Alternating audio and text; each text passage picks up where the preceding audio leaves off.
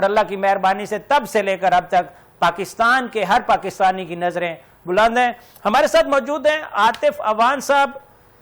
Journalism میں ایک بڑا نام ہے اور میرے استاد ہیں، میں بالکل ہر پلیٹ فارم پہ کہتا ہوں، اور انہوں نے بہت دفعہ یہ چیزیں دیکھی ہوں گی، لکھی ہوں گی، ہر سال ضرور یہ یوم تکبیر کے حوالے سے انہوں نے لکھا ہوگا۔ السلام علیکم عاطف صاحب۔ وعلیکم السلام جاوید نفاری صاحب، آپ کا بہت شکریہ، آپ نے لائن سے دیا۔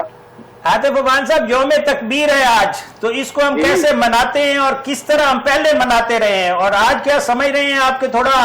ڈیفرنٹ طریقے سے منایا جانا چاہیے تھا یا ڈیفرنٹ طریقے سے منایا گیا، کیا کہیں گے؟ یوم تکبیر دیکھیے جی، 28 مئی 1988 یہ وہ دن ہے جو پاکستانی تاریخ کا سنہرا دن، پاکستانی تاریخ میں یہ سنہرے حروف میں لکھا جائے گا، جس دن پاکستان اس قابل ہوا کہ اس نے دشمن کی آنکھوں میں آنکھیں ڈال کے اور اس کو للکار کے کہا کہ اب سوچ لو، اب اگر ہماری طرف دیکھا، میلی آنکھ سے دیکھا، تو پھر تمہیں ہم نیست و نابود کر دیں گے۔ اور اس کا آپ نے نتیجہ بھی دیکھا، گزشتہ سال مئی میں ایسا ہوا جب ہم مارکہ حق میں ہم نے دشمن کو یہ بتایا۔ اس سال یوم تکبیر منانے کا مقصد اور اس کی اہمیت اس لیے بھی بڑھ گئی ہے کہ یہ وہ دن ہے کہ جب 28 مئی 1988 کو ہم نے یہ دھماکے کیے، ایٹمی دھماکے کیے، دنیا کی 7ویں بڑی ایٹمی پاور کے طور پر پاکستان ابھر کر سامنے آیا، اور پھر گزشتہ سال مارکہ حق میں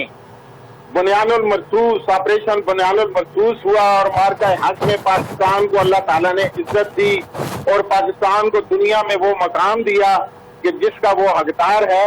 اور اس دن کی وجہ سے یوم مئی کی 28 مئی کے یوم تکبیر کی وجہ سے ہم اس قابل ہوئے کہ ہم نے اپنے سے 5 گنا بڑے دشمن کو ناپوں چنے چبوائے، اور اس میں ساری قوم مبارکباد کی مستحق ہے۔ ہر سال یہ ہمیں دن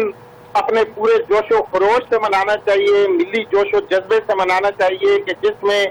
ہم نے دنیا کو بتا دیا کہ ہم ایک بڑی طاقت ہے اور ہم بطور قوم متحد ہیں، نہ ڈرنے والے ہیں نہ جھکنے والے ہیں، اور اللہ کی مہربانی سے ڈٹے ہوئے ہیں اور آپ کو جواب منہ توڑ دینا جانتے ہیں۔ بے شک ایسا ہی ہے جی، بے شک ایسا ہی ہے کہ قوم نے اپنے پیٹ پہ پتھر باندھ کے اور اپنا یہ ایٹمی پروگرام چلایا اور اس قابل ہوئے، ورنہ آپ دیکھ لیجئے آج یوکرین کا کیا حال ہے،